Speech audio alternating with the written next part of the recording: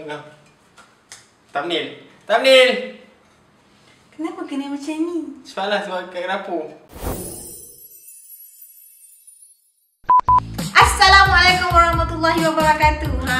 Gigih you all. Kembali dalam video masak-masak bersama Mr. and Mrs. Aidil. Yeay. So untuk video kali ni kita akan masak cekodok kena lenyek bas. So nak tahu apa itu cekodok kena lenyek bas? Inilah bahan-bahan yang diperlukan.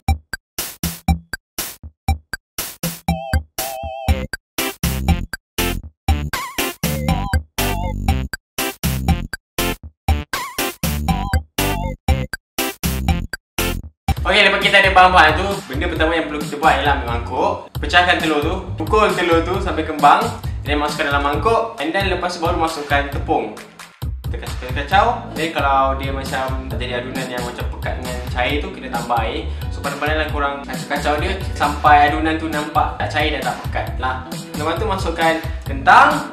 Lepas tu kacau-kacau. Masukkan ikan bilis pula, kacau-kacau. Dan last sekali baru masukkan bawang dan kacau-kacau. Baru masukkan garam. Bagi dia mesra.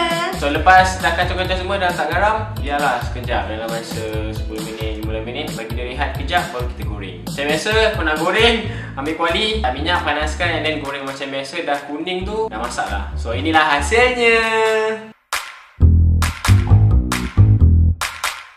Senang kan?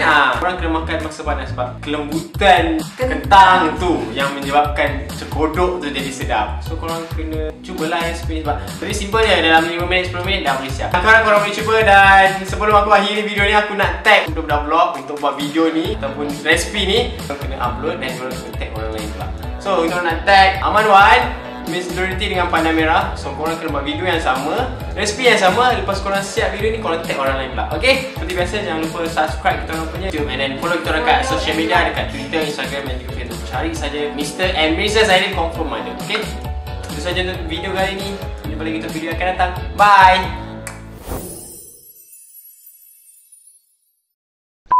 Yeay, dah siap! Yeay, dah kencing.